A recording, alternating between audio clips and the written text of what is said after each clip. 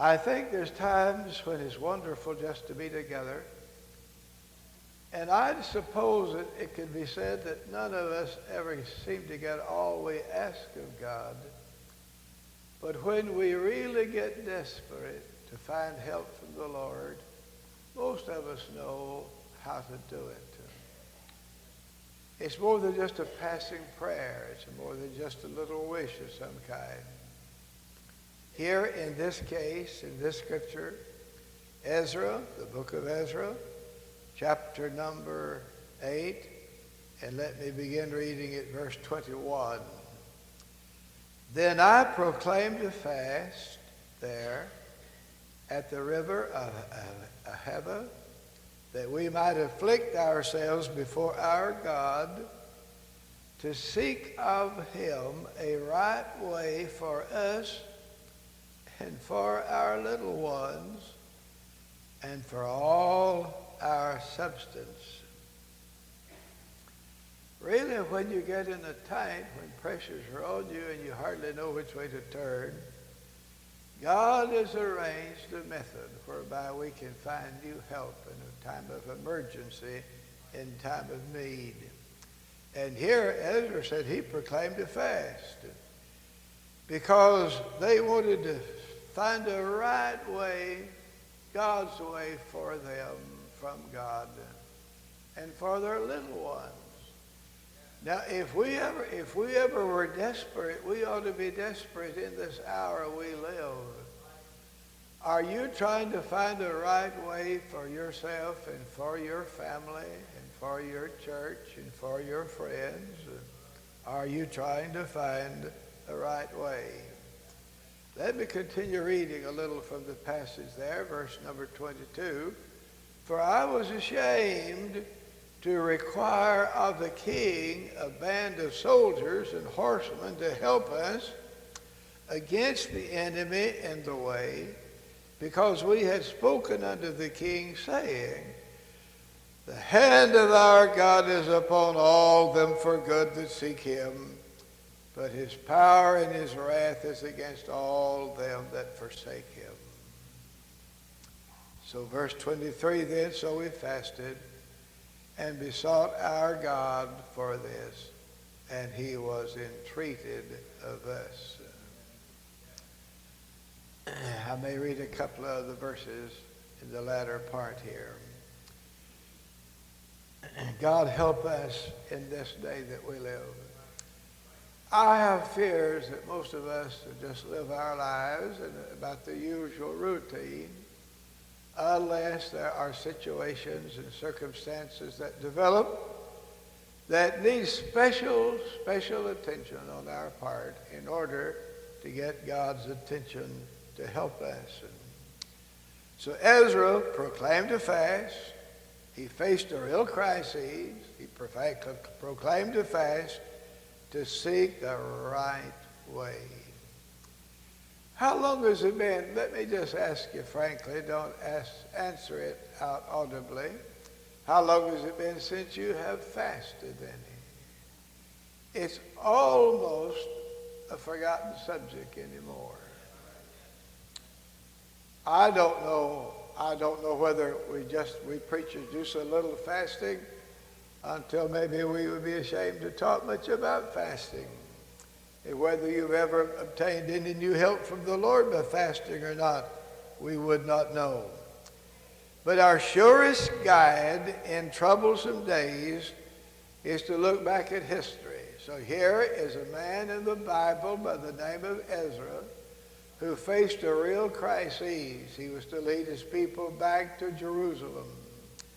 And he was ashamed to ask the king for a band of soldiers to protect them. Now they had 900 miles to make on the journey, and it would take them about 4 months to make that journey. And with 4 months and 900 miles ahead of them of bandits and robbers and wilderness and wild beasts and all kind of circumstances that would be against them, he was ashamed to ask the king for a band of soldiers to go with them to protect them, for they had testified to the king earlier and said, the hand of our God is upon us. And since they had testified pretty big, they decided it would be better for them to act pretty big if they could.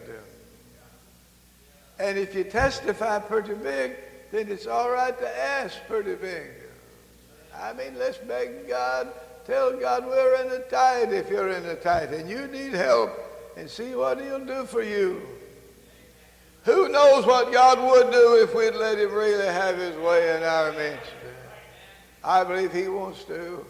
I don't think God has left us to ourselves to wander around and run the battle in our own strength and in our own wisdom. I believe we can look back to the Bible and find help for these perilous times that we're living in today. These are perilous days. I don't have to tell you that. I think you know that already. And I know one thing, that the politicians are not able to bring the help we need. That's indicated all around us. And even the statesmen of our day are not able to bring us the help we need. So maybe we better look back to the sacred page so we can find the right way. There is a right way. I don't want to miss that way. I'd rather live right here in this world than anything I know about. I'd rather go to heaven when the end comes than anything I can think about today. I don't want to miss it. It will be worth all. It'll be worth all it cost us to get ready for heaven, friend. It'll be worth all it costs us to find the right way for our little ones. That was Ezra's concern here. He wanted to find a way for their little ones. They had young people and children in their midst, and they had a long distance to go, and there were wild beasts. All kinds of unfavorable circumstances they would have to face. There'd be robbers. There would be criminals all along the way that would be there to try to hurt them. So he was about to lead a group of the exiles back to Jerusalem. So he calls a fast to seek a right way for us and for our little ones and for our substance. Does it ever dawn on you to fast for yourself, that you can find the right way as a father, as a mother, to lead your little ones in the direction they ought to go? If we would ever learn the lesson to do God's way, God's will, and God's way, and God's order, it'd be a great benefit to us.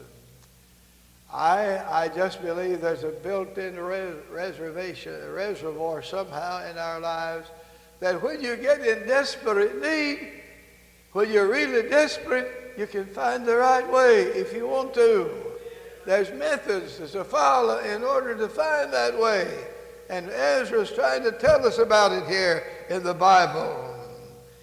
There are 4 things that's involved in this search. Number 1, there's a purpose to go back home. That was back to their old home, Jerusalem. They had been taken into exile and they wanted to go back. That would be perfectly normal and natural for them wanting to go back. And the time had come when they felt like it was God's time and God's way and God's order for them to go back. But before they started, they knew there was dangers in the way.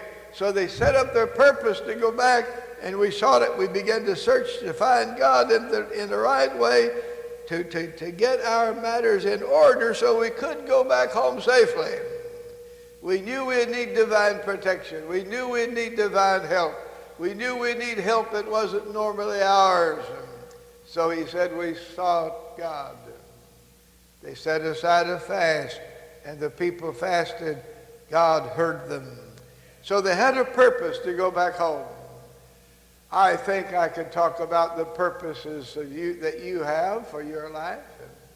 You don't want your family to miss the way. You don't want your church to miss the way. You don't want others, your neighbors, to miss the way. You don't want your kinfolks to miss the way. So why don't we adopt God's method and God's plan and God's order that others have adopted in the past that worked for them? Why not it work for us? Now, of course, there was a peril. Not only did they have a purpose, but there was a peril in their way. Dangers out there. 900 miles through the wilderness. take about 4 months to make the journey, and they'll need a lot of help during this particular time. Bandits, there were beasts, wild beasts, there were criminals, there were robbers along the way. And they knew they had a good number of valuables with them. And they're going to take their families with them, their little ones. So there's a lot of perils in the way. Now the perils are not necessarily out there to defeat us. The perils probably are in your way in order to challenge you to do what you ought to do in order to get proper preparations made to face the perils.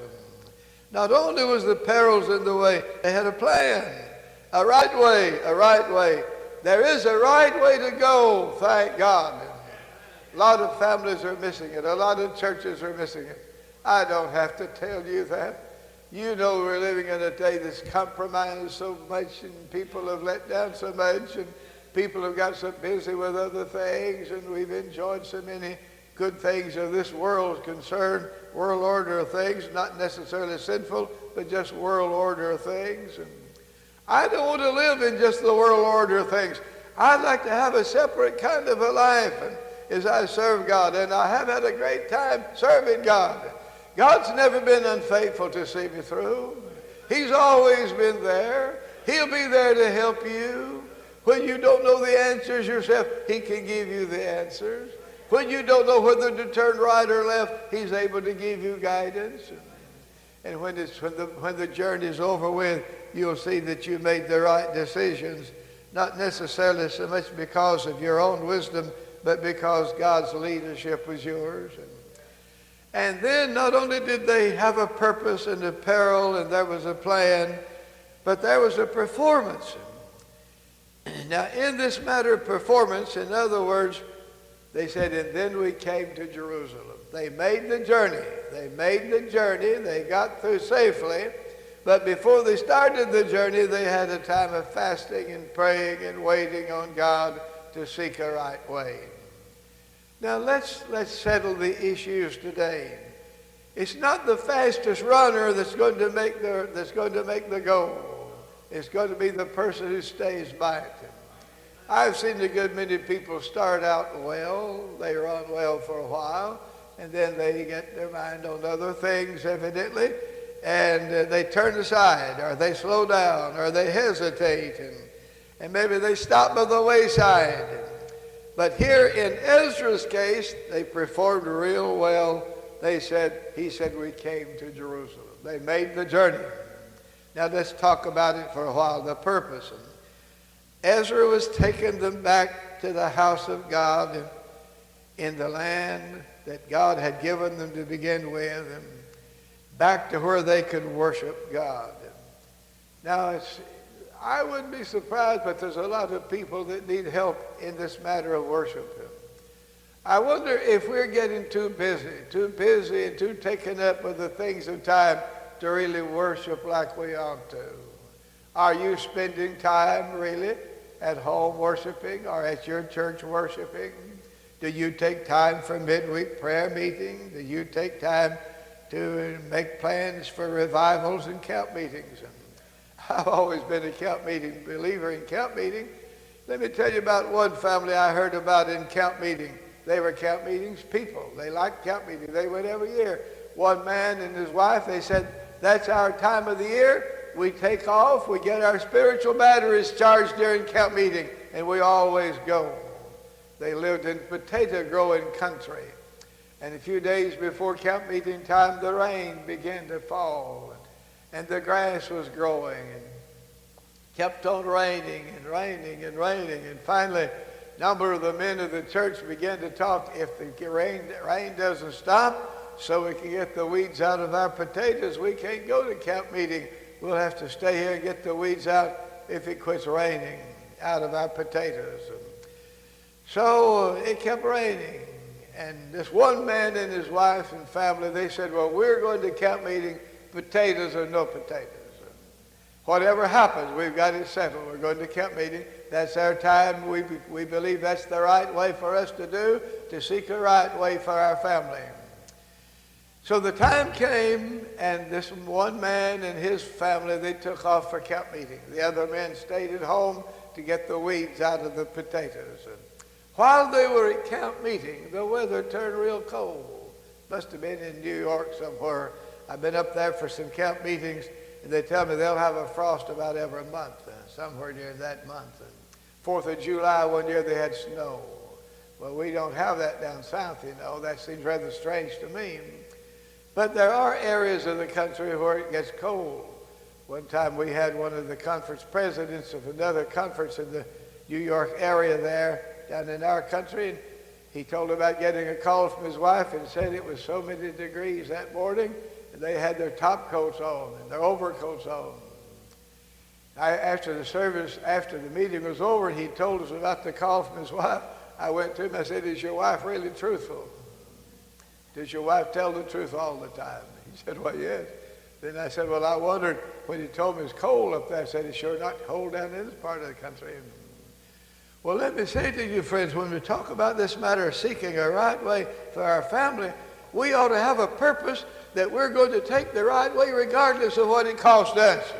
And at times it may cost you something to take the right way. This man and his family said, "We're going to Campmeeting," and they did. And the other men stayed at home. They got the weeds out of the potatoes.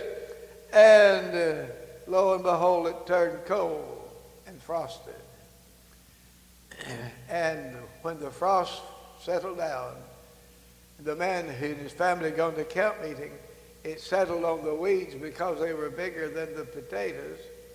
And the weeds were all killed and left as potatoes. And the men of this church who stayed there and got the weeds out of the potatoes, and the frost settled in, it settled on the potatoes and killed them.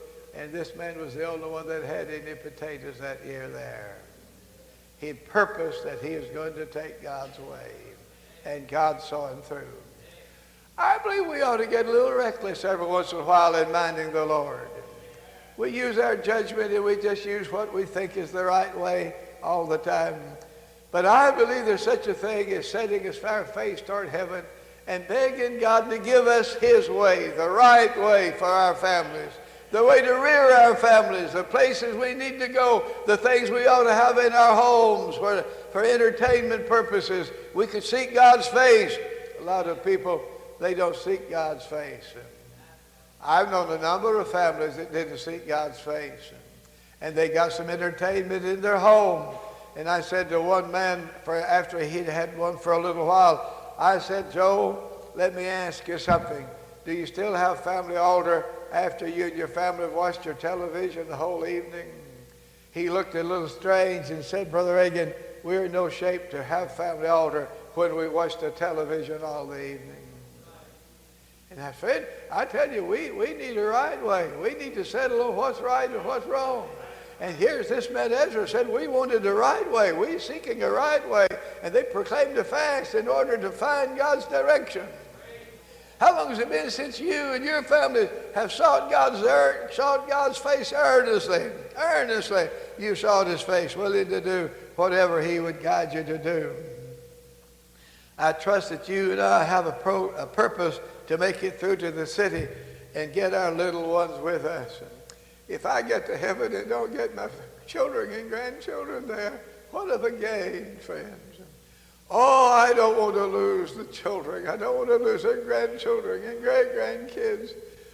Oh, friends, we must have divine leadership. We must have divine help. And it's worth whatever it costs you to find divine leadership. Find leadership from heaven. Seek God's face. Seek God's will. Let God have his way. You settle. You'll do anything you can do in order to help your children find the way to heaven, and your grandchildren and your great-grandchildren and posterity. Let's try to get them to heaven, friends. I don't want to miss it. I don't want you nor your families to miss the way to heaven. I want to make it through, and I want to get my family in, and I want you and yours to get in. And I want all of us to be ready to go when Jesus comes. It bothers me to see parents rejoicing when their children go pell-mell to hell. They're losing their children.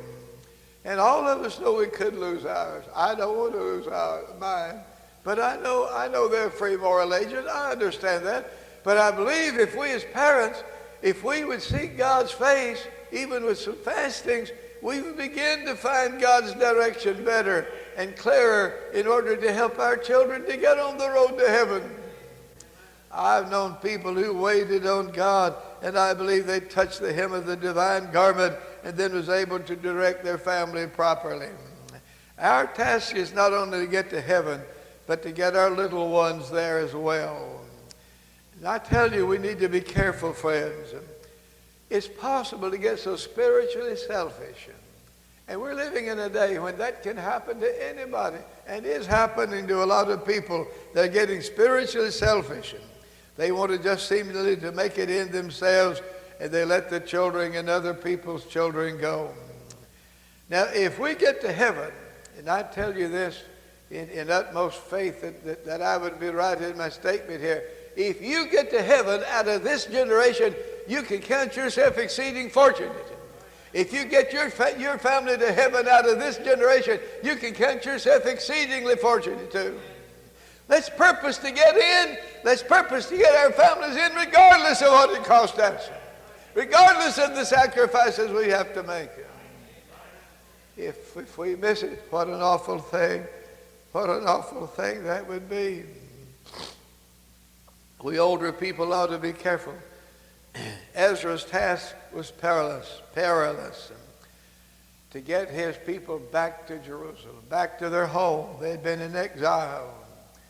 There's bandits out there. There's robbers out there. There's murderers across that chasm of space. And there's wild beasts in that area they'll be traveling through.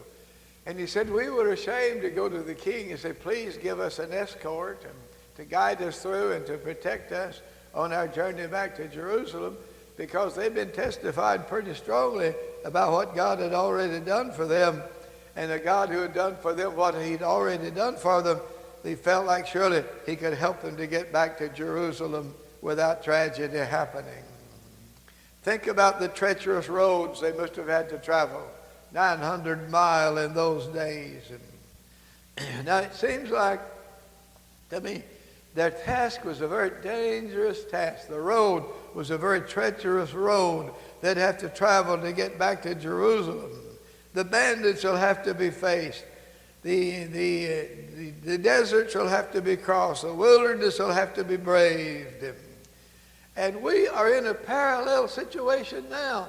I mean, how to get to heaven and how to get our families to heaven is the big issue should be with all of us. That's part of the purpose of camp meetings, to help you and to help your children, to help all of us in order on the road to heaven to get right, to make the right way to heaven. Are you taking the right way to heaven?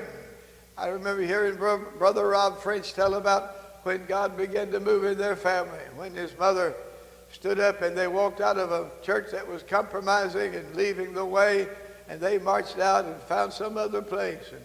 And he said that was a great day in the life of their family. Well, I tell you, friends, thank God for a good church, and keep your church going good. Don't let the Satan slip in and cause you to miss the way. Hold the line. Do your best. Serve God. Walk in the way of holiness. Tell everybody you're going through with the Lord. Tell your neighbors. Tell your friends. Tell your families that you're going with God.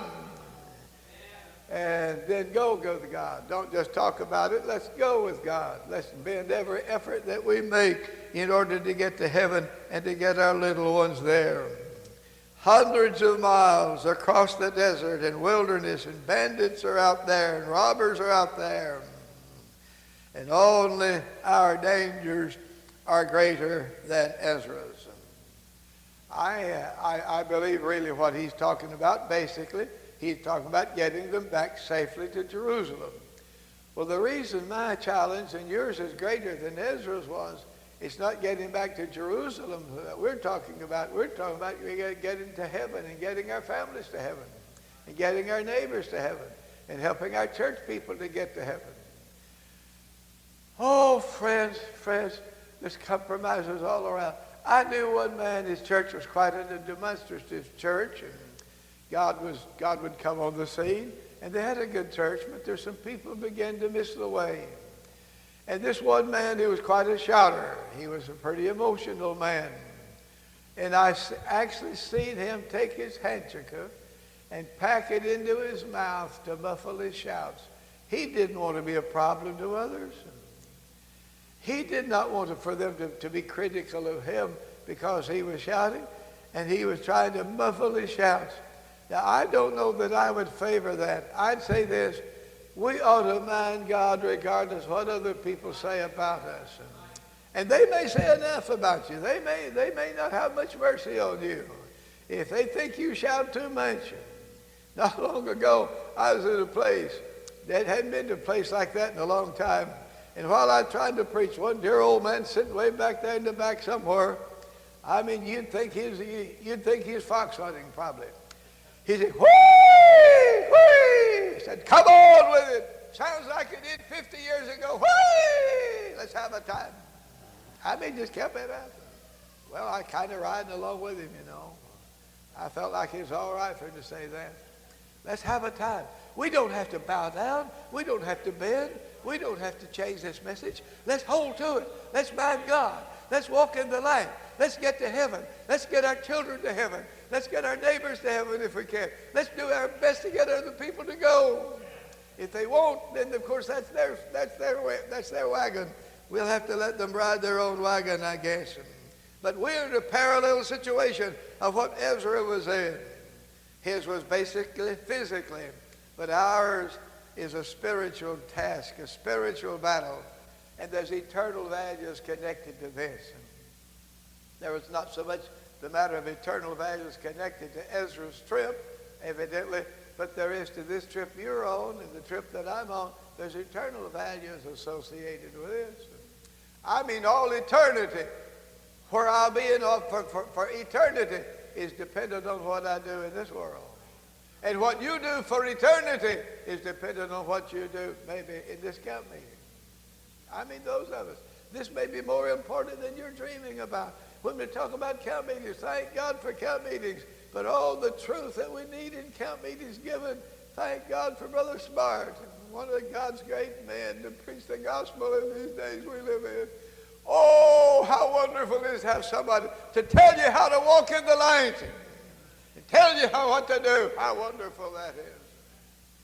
Oh, thank God. We ought to have a time. Forget about what everybody's going to think about you and cut the shoreline. If you've been kind of bound down, if you've been kind of muffling your shouts and you haven't really let God really have full right away in you, you stop that and start in minding God and letting God have his way and just see what God will do. God's not going to lead you to do something crazy, but he'll help you to mind God to such an extent you'll see new spiritual life developing in you and your family and your loved ones. New spiritual life developing there. Thank God for spiritual life in this day and age that we're living. We'll be exceedingly fortunate to get to heaven. We'll be exceedingly fortunate if we get our children to heaven out of this generation. Now, it's good to be old-fashioned, not only for ourselves, but because of the footsteps that we'll leave for our children. It's a wonderful thing for children to have the right footsteps left in the sands of time for them. Thank God for the old grandmas and the grandpas. I heard about one old grandma. There wasn't any question about whether she knew God or not. And of course, there's in a midweek prayer meeting that I heard about. And some dear brother got up to testify, and he was one of those long-winded testifiers. And he got up, and the first thing he said, dear brothers and sisters, said, this is a hard way to go. He's pretty discouraged. He talked on a little bit, and if you watch Grandma, she's kind of the signal around there. And if you kind of watch Grandma, you can tell what the temperature is about to do. And he said, this is a hard way. I've had a lot of hills to climb. There have been a lot of rocks in the roads. By this time, Grandma was beginning to get the duck head. She can hardly take it. Doesn't sound right to her. She doesn't know much about that kind of thing. Finally, that dear brother sits down after testifying too long. And finally, another brother stood up about the same mold that he was in and said, I tell you what this other brother just said is pretty much my sentiments as well. This is a hard way to go. I'm having a difficult time trying to serve the Lord. By now, Grandma's not only got the duck head, you can hear Grandma say,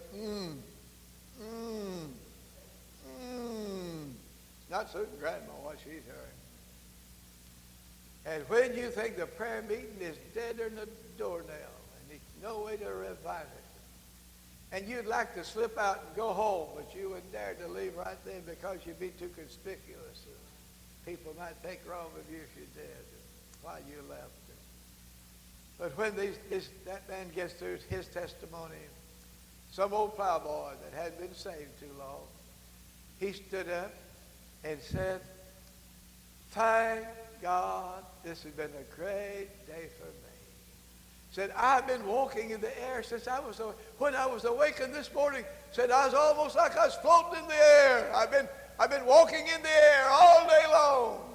God's been helping me so wonderful. I've been saved. I'm walking in the light. I'm obeying the Lord, and God's helping me."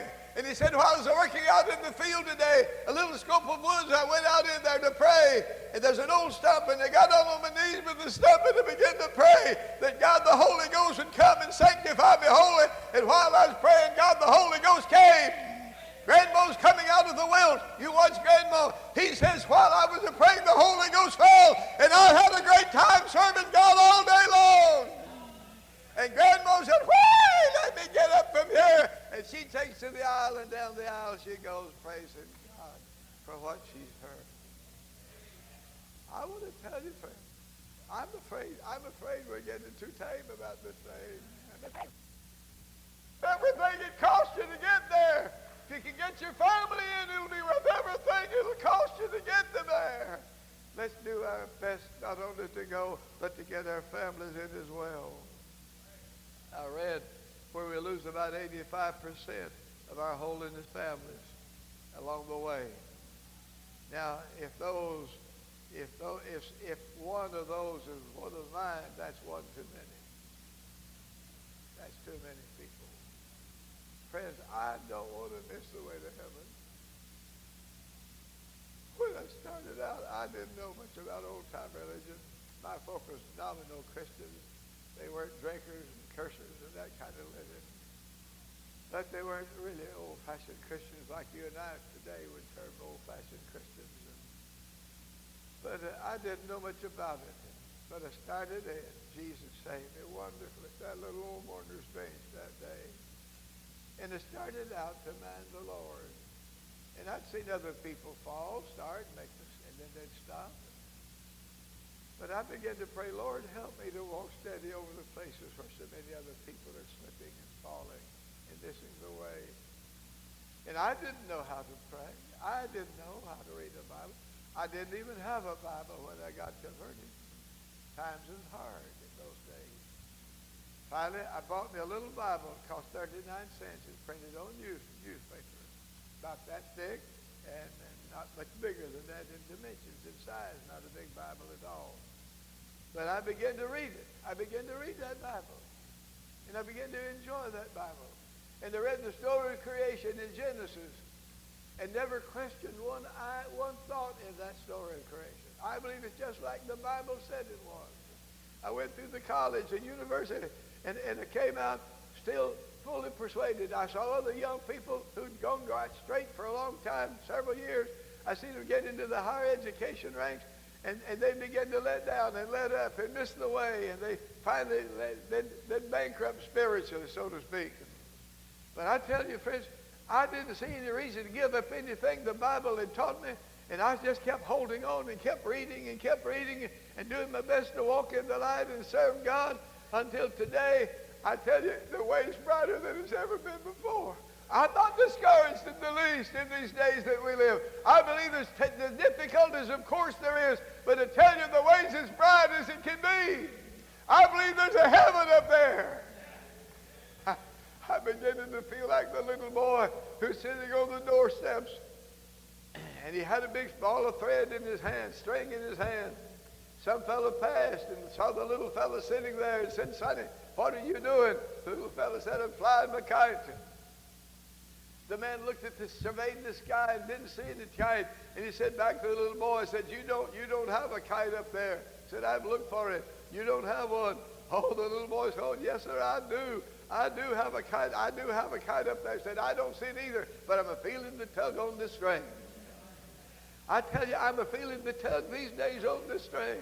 I believe this will get us to heaven if we keep on going this way. Everything else will miss the way. And if others miss it, they'll just have to miss it. I don't want to miss the way. Thank God for the people who are taking God's way. They're my crowd. I identify myself with them anywhere and everywhere I find them. I tell you, it's high time that we get down to real business on this matter of serving the Lord and get ready for heaven. What kind of a spiritual legacy will we leave our children? My friends, I tell you, they need somebody to lead them in the right way. Then they need a spiritual legacy when the parents are gone. Oh, what if you had no more powerful atmosphere than some of your loved ones had when you started? If you hadn't had a good atmosphere when you started, you might not have made it. But I tell you this, friends, when we talk about atmospheres, what about the atmosphere that our present converts have to start in? I tell you, when people get converted, we ought, and young people and older people as well, we ought to immediately get by them and say, listen, we're fighting in this army together. We're going to make the battle. We're going to make it good. We're going to go through with God.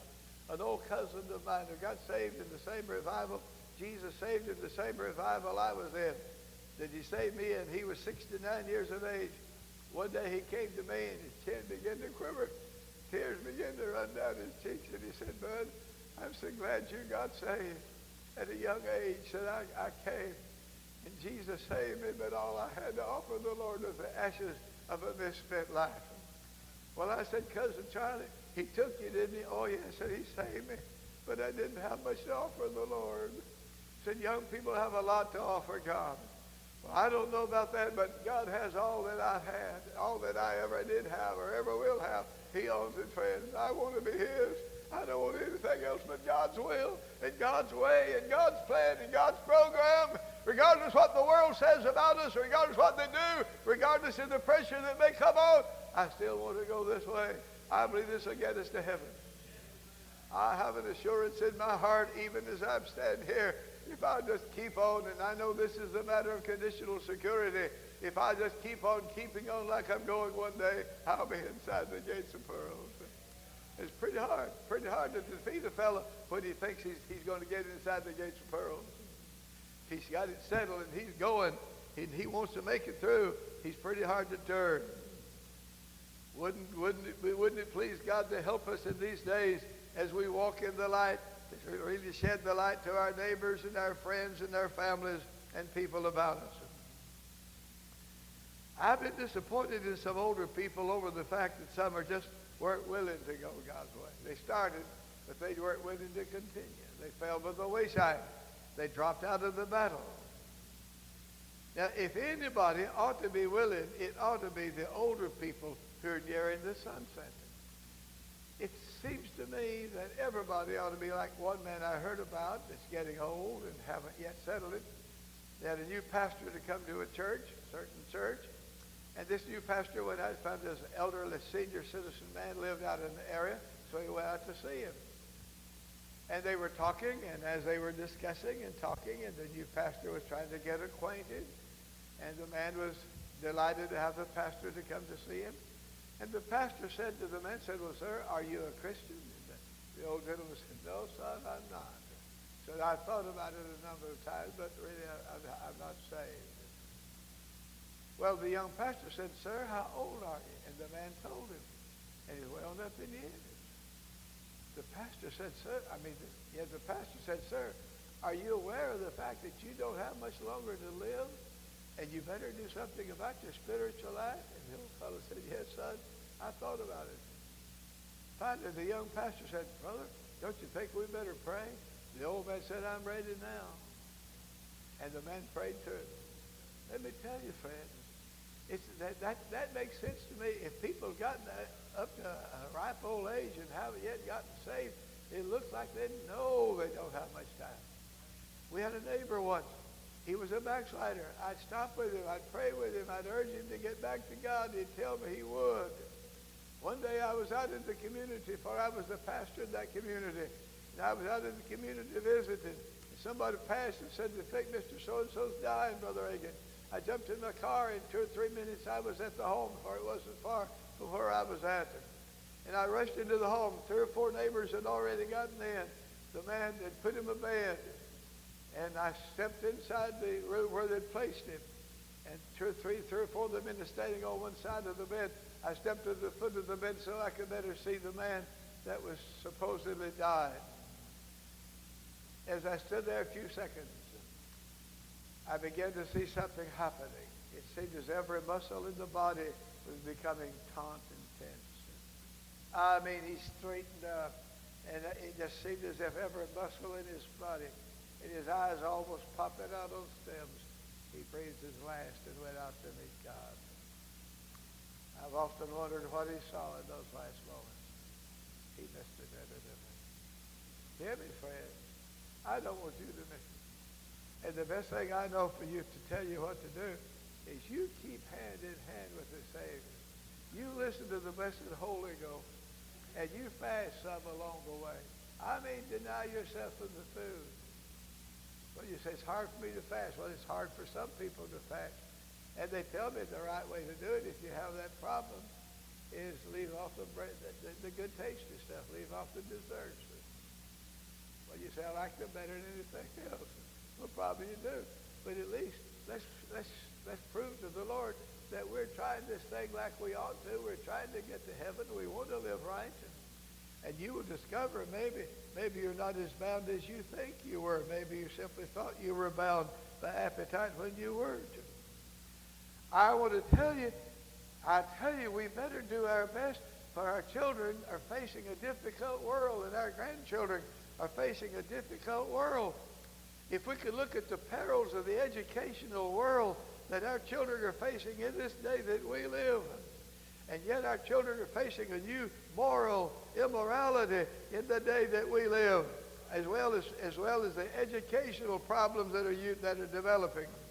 And I tell you, many youth that seem to have a tinge of real conscience. They don't seem to have any tinge in the matter. They're just living carelessly and loose and foolishly like everybody else around them is doing. But that's not the right way. Let's pray for our little ones. Let's covenant together. Get other parents to pray with you for your children. You help other parents to pray for their little ones and pray for their children. And let's hold each other's hands and let's get ready for that eternal city. It's coming. I mean, there's a heaven out there somewhere, friends.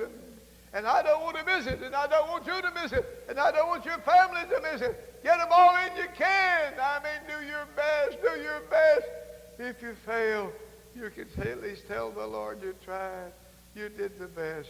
I wonder what most of us will do when we get to the judgment. Maybe you'll say, well, you didn't do very well job getting yours in, didn't get them ready for heaven and for eternity. Well, maybe you could understand why if you become serious a little bit. If you could recognize the perils that young people face in the educational world and this new immorality that makes immorality morality, it seems as if we could begin to get our heads on straight and begin to understand that the TVs are no friends to holiness homes. Oh, no, friends. I tell you, I'm afraid of this old world. And if you do not take a stand and burn the bridges behind you, you'll be on the other side of the fence one day wishing you had done different.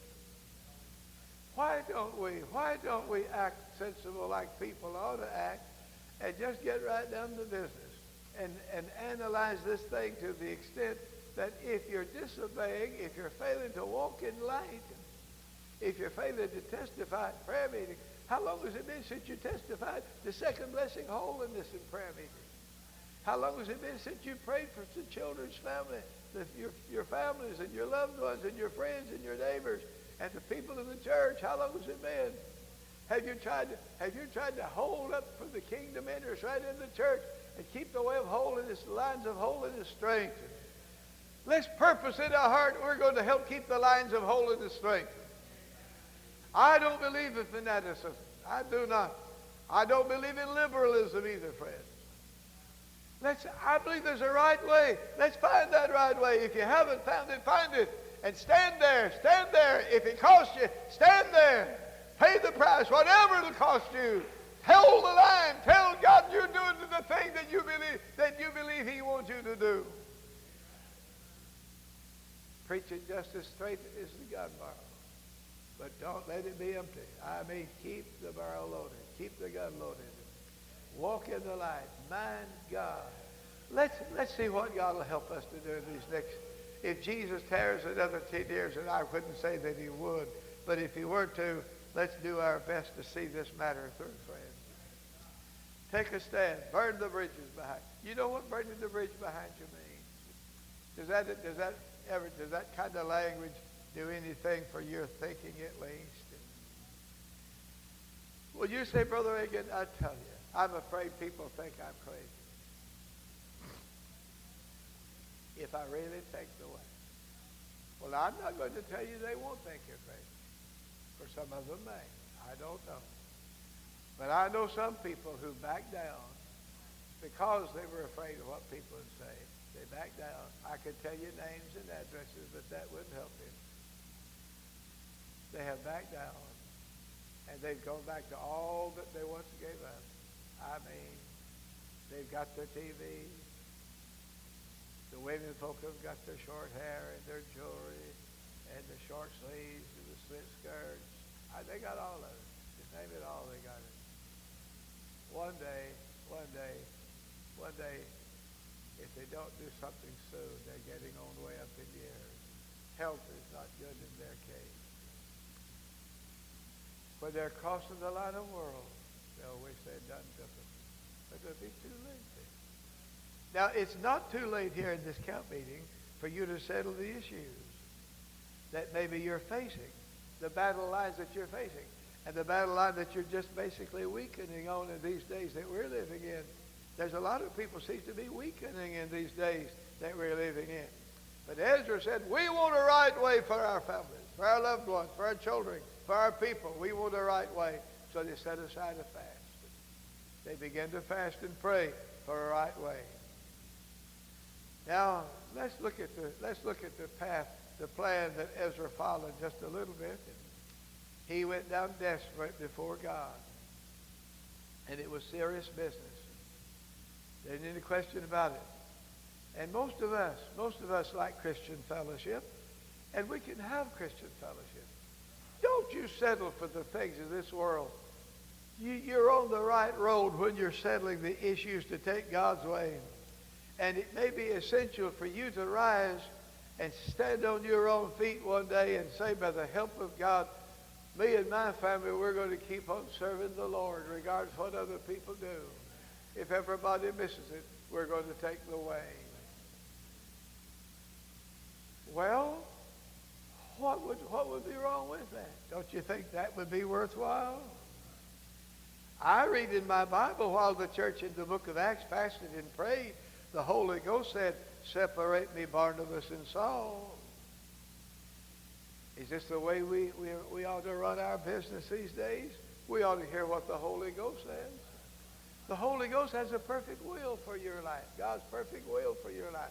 And He's trying to enforce that will. I like what Brother Smart said this morning. If you'll walk in the light, you'll do these things. If you'll walk in the light.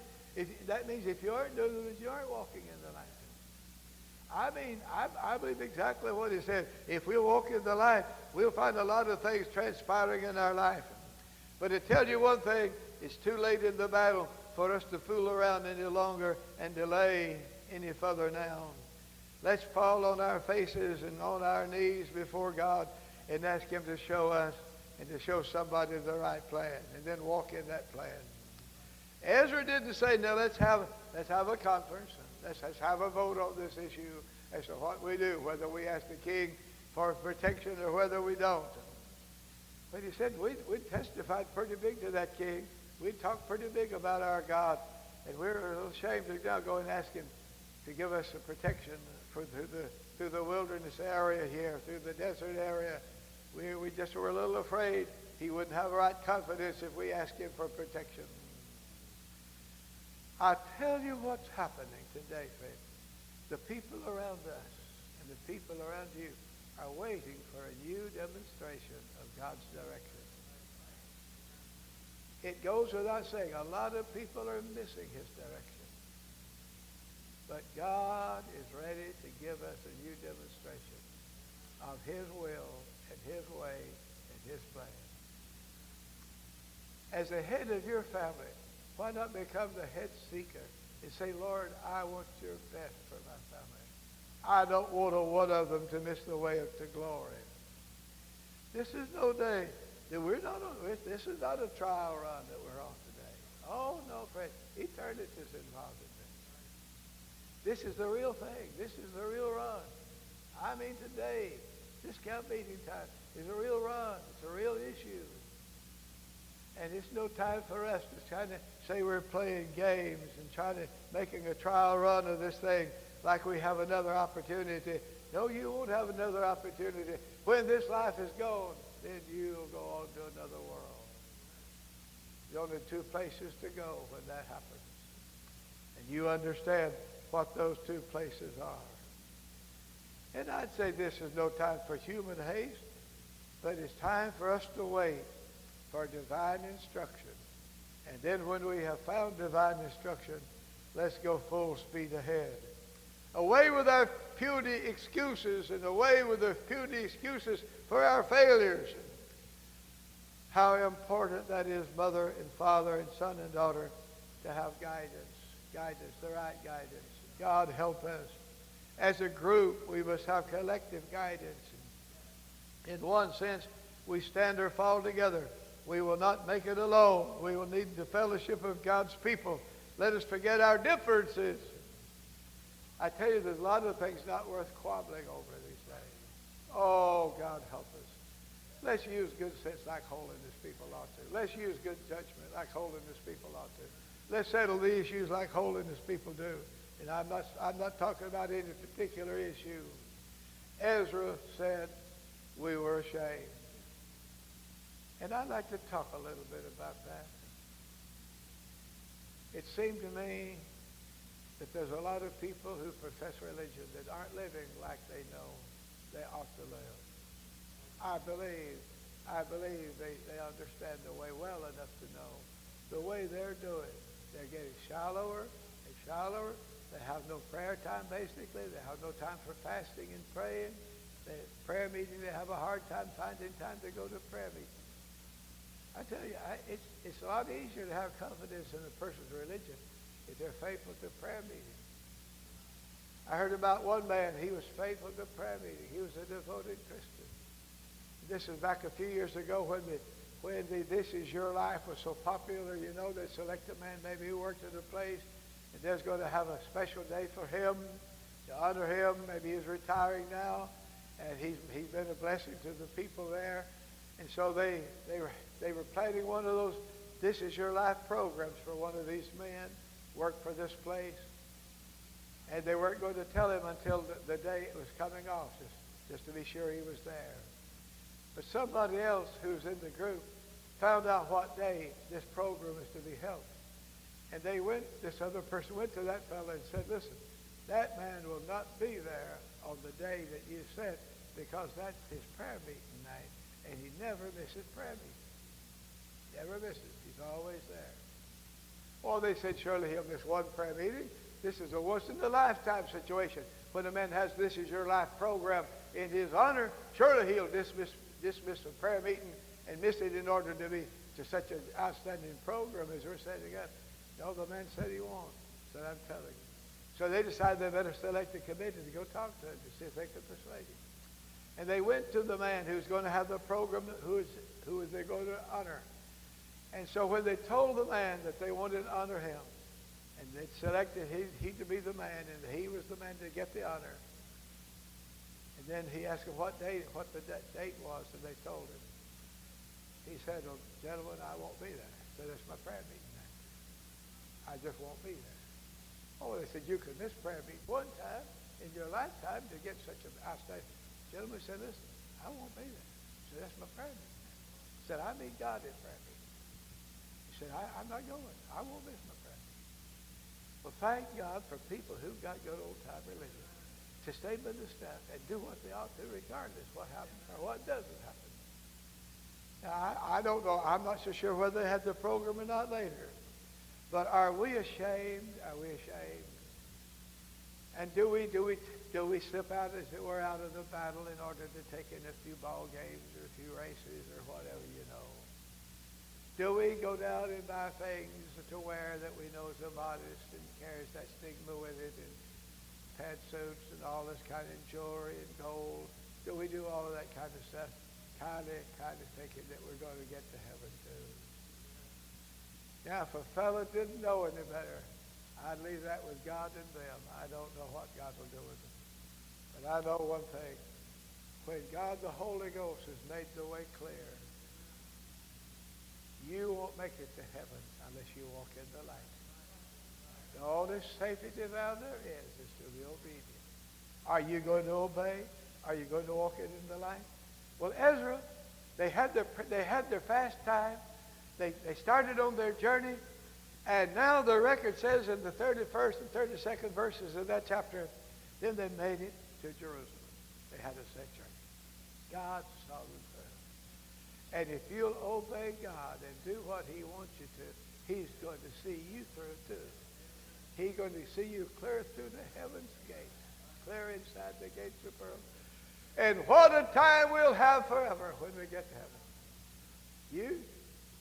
We don't have much preaching on heaven these days that we live in. Maybe we ought to preach more on it. But how thrilled do you get when the preacher does preach on heaven? Do you get thrilled about it? Or do you kind of let it pass? Are you passive about the whole matter? Oh, friends, think about it a little bit. What it will be like when we get to heaven. We walked hand in hand with God the Holy Ghost. We walked through a world of sin and rebellion and wickedness all around us. But finally, either death came or Jesus came, and we made it to heaven. What a time we'll have forever. Now, I tell you, friends, it seems as if in this world, when everything is shaking, I mean, the whole world civilization is shaking today. The whole world. I think you understand the condition of our world. There's only one safe thing to do. That's for us to stay right on course. Keep right on minding the Lord. Keep right on telling the preachers to keep preaching. We'll walk in the light. We'll obey. Keep on telling our leaders to hold the line for us. We're going to mind God. We're going to cooperate. We're going to walk in the light. We're going to do what we ought to do. And one glorious day when the final battle is over and we make it home to glory, it'll be worth it all. It'll be worth it all. Somebody said this, think about shaking hands when you get to heaven and you shake hands with somebody and find it's the hand of the Savior who died for you to save you. Find it's the hand of the Father God who gave his only begotten Son to die for you. You shake somebody else's hand, you find one of the old pilgrim saints. Walk with God. Walk with God. Oh, friends, I want to tell you there's better days coming. Better days coming for the saints. Let's don't listen. I wish I could sharpen your intention and your thought of heaven to the point that you'd go home from this camp when it's over saying, I will not miss it, I will not miss it, I'll take it away.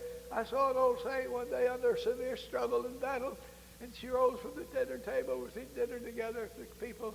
The devil was fighting her. And she arose from the table. She said, I'll not give up. I will not give up. I will not turn back. I'm not. And I believe she made the landing in glory. Hear me, friends. There's only one thing worthwhile, and that's to take God's way. It's not important how much money you got in the bank. I hope you got more than you've ever had, and probably you do. Most of us would have more in the bank today than we've had for a long time, probably. But I say to you to this, it's not how much money we have in the bank that's going to see us through. It's not the kind of prestige that we have. official offices we hold. No, no, no. Only one thing that matters. Are we walking with the Savior? Are we minding the Holy Ghost? Are we letting him have his way? Are we ready? Are we ready to say, yes, Lord, I will. I'll do what you want me to do. I'll serve you till I die. Hallelujah. Oh, how wonderful Jesus is. I heard a man sing a little song. He was in a camp meeting somewhere sometime past. And they asked him to sing a little song. And he began to tell about what heaven's going to mean to it. And then he sang a little song that if you want to see me when you get to heaven, don't go to the walls of jasper. If you want to see me when you get to heaven, don't go to the gates of pearl. If you want to see me when you get to heaven, don't go to the streets of gold. It's not gold and pearls and jasper that I'm interested in. He said, if you want to see me in heaven, you go to where Jesus is. And there you'll find me at his feet. It's Jesus that saved me. It's he who sanctified me. It's he who's made life worthwhile. It's he who's walked with me and made me happy while I was serving him here in this world. I want to see him. One day I will. I plan to see him by the grace of God. And I tell you, I'm not up for sale. I want to keep going right on this way till the last mile of the way south. And I get home to glory. Would you stand with me, please? Purpose in your heart. Purpose in your heart on this Saturday afternoon that you're going to be true to God. If you've been wavering a little, let me tell you, the altar's always open at Campmeeting. Never a time but what you can come. But I don't know that it's necessary. If you'd settle it in your heart that you're going to be true to God, and those areas you've been wavering just a little bit in, strengthen yourself in God this afternoon. And purpose in your heart you're going to serve the Lord and be true to him, regardless of what it costs you. Now, Lord, bless this congregation. Here's a congregation among the best congregations in the whole United States or the whole world, as far as that's concerned. What a privilege is